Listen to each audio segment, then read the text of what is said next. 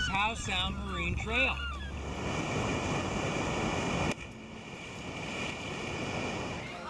Sea to Sky Marine Trail. Yeah, it's all right here.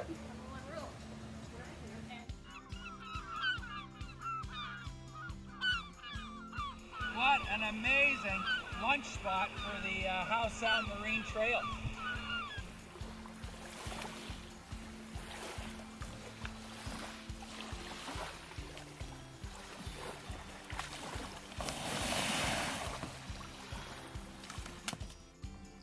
This is the northern end of the Sea to Sky Marine Trail.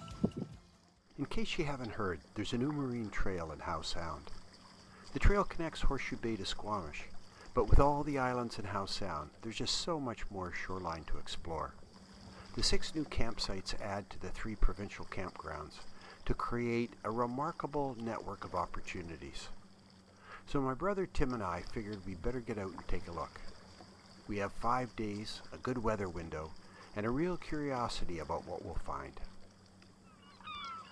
So we start our trip at the government dock in Horseshoe Bay. It's an easy place to access. From there, we head across the channel to Bowen Island. Snug Cove with its kayak rentals is another easy starting point for the Sea to Sky Marine Trail, or just as a fun stop to watch what's going on, to pick up some groceries or maybe have a meal. From Bowen we paddled the island's south shore, then crossed the mouth of Howe Sound to the waterfront village of Gibsons. Gibsons has a busy boat harbor, great shoreline pubs and restaurants, and just about any trip supplies you need. Man, I wish we could linger. A short paddle got us to our first camp at Plumper Cove Marine Park. Pretty sweet. That was a full day, boy. Plumper Cove has 20 first-come, first-served campsites with fire pits and picnic tables. Are you guys just enjoying the evening?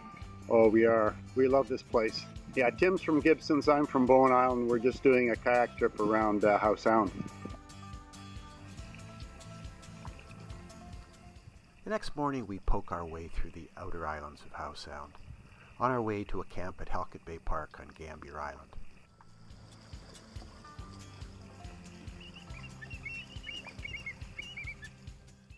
We snorkel some shorelines, always curious about what's just below the surface.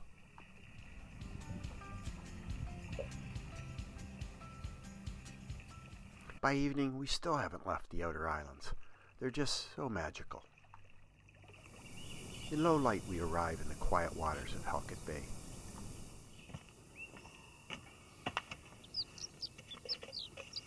What's the deal? We just self-registration. Sign in. $5 a person per night. Horseshoe Bay has 3 really lovely campsites. Pit toilets, but beware, no well water. The following day we head up the east shore of Cambiar Island, on our way to the new campsite at Ramillies Channel.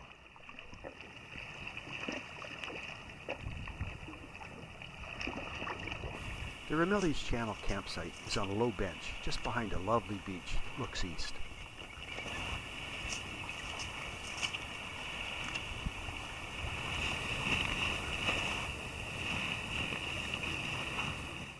Behind the camp is a rough trail that heads up to some big overlooks of the wild heart of Cambiar Island and Howe Sound. Okie doke. You betcha. Probably about an hour to the lookout.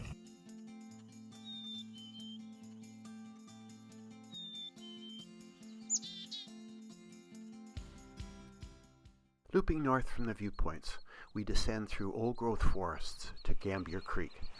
Where the creek meets the sea at Douglas Bay, there's another fine campsite.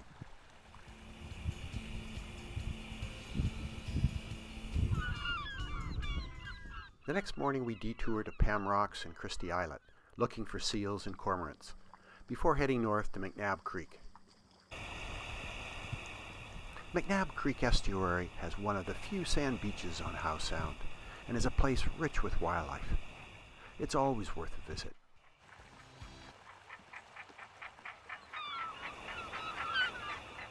Sadly, a major gravel mine is proposed for its shores. East of McNabb along the shoreline and past Potlatch Camp is the new Isleview campsite.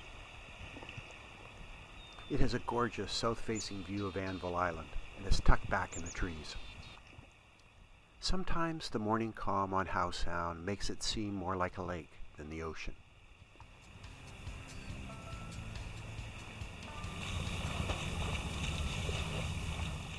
Before heading east to Porto Cove, we detour south to wild Anvil Island. Anvil Island. Backside, wild side. I guess every side's wild.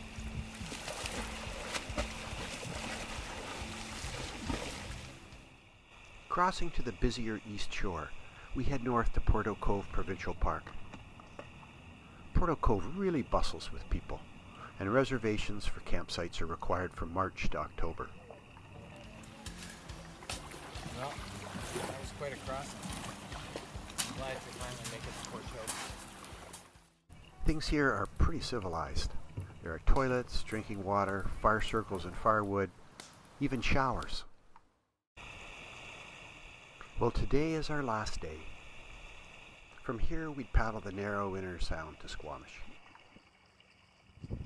Our first stop is the attractive beach at the mouth of Furry Creek. A thin strip of forest gives the beach some privacy from the development behind it. At Britannia, you can pull ashore at one of the beaches or at the little marina. It's a fun stop. You can shop, be amazed at the busyness of the highway, and yet you're surrounded by history everywhere. North of Britannia is the big granite peninsula of Watts Point. Across the waters is the proposed site of the controversial wood fiber LNG plant. There are huge public concerns about the impacts it will have on Howe Sound's waters, as well as risks to public safety. Beyond is the northernmost sound, and then the mouth of the Squamish River. Here we enter the rich wetlands of the Squamish estuary, unlike anything else we've seen in Howe Sound. We want to linger. It's the trip's end, but we're in no rush to finish. Oh, I'm wondering where you went.